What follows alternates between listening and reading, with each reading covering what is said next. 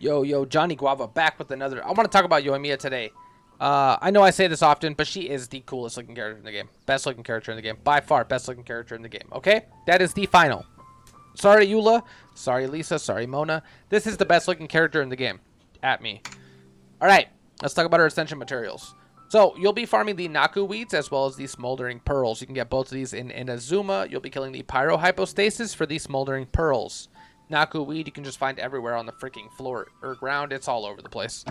You'll be farming the Samaturals for the Divine Scrolls for this character, as well as Books of Transience, Scrolls of Transience, on Mondays and Thursdays. You'll also be killing Ajdaha for the Dragon Lord Crown. Rest of the numbers are pretty basic. So, let's talk about her talents here. Her first one is Firework Flare-Up, 5 consecutive auto attacks with a bow. She is a 5-star Pyro bow user.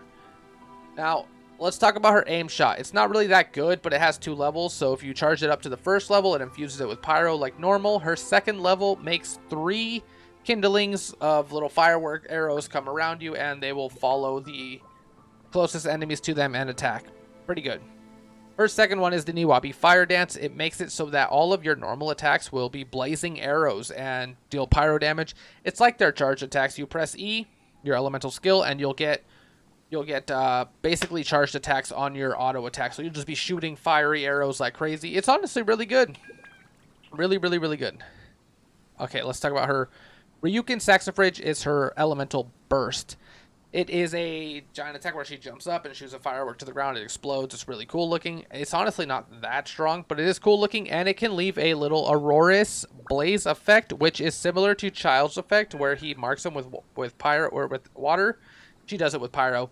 It's really good. It increases your enemies or your team's damage because you'll have pyro on them. You mix another attack and they'll explode.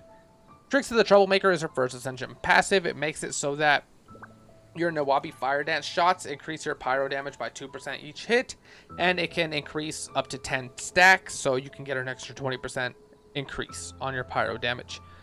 Her next ascension passive is Summer Night's Dawn. It makes it so that her ultimate increases party members' attack by 10% for 15 seconds. Also, if you have more stacks of the Tricks of the Troublemaker, you will gain more attack to your team. Give more attack to your team. I got it out there, don't worry.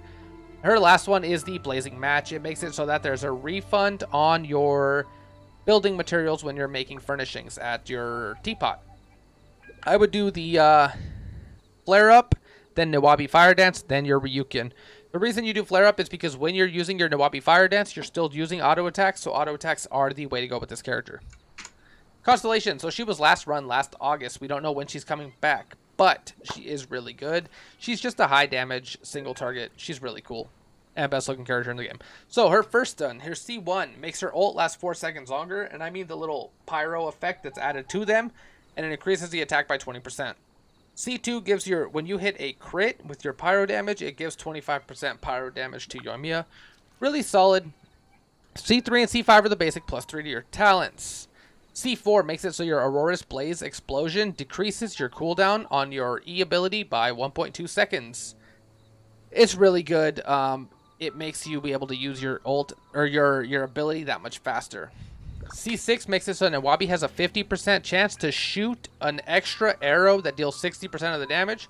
So when you use your E and you're just spamming out all of your auto attacks, it just has a chance to shoot an additional auto attack. It's really good. Really, really high damage. Really solid.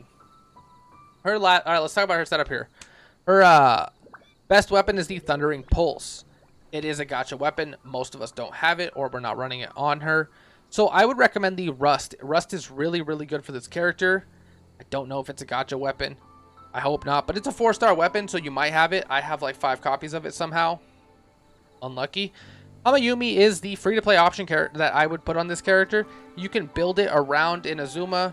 You just got to go to the conch man and I think open his treasure chest like 7 times. It's honestly not hard. Just go find the conches, get the Hamayumi blueprint. It's a good weapon. Rust is the way to go. If you have Thundering Pulse though, that's what you put on her. Artifacts, 4-piece Shimenawas, no debate, is the best for her. You can put the 4-piece Lava Walker if you're weird, but 4-piece Shimenawas is the way to go. Her stats, you're going to want to do attack, crit rate to damage 1-to-2 ratio, then energy recharge, then elemental mastery. So for her party, you can run Bennett, Mona, Oz, Fischl, whatever, and Venti. These are really good characters for her. You can also run her with Child, Xingqiu, anyone that adds Pyre or Water or Electro just for those Vaporize or Overload comps. Other characters like Venti, Kazuha are all good for her because she groups them up. Bennett's good with everybody because he just increases their damage. That's going to be it for Yoimiya today, though. Let me know who you guys want to see next, and don't forget to subscribe and hit the bell to be notified when I get my next video up. Peace.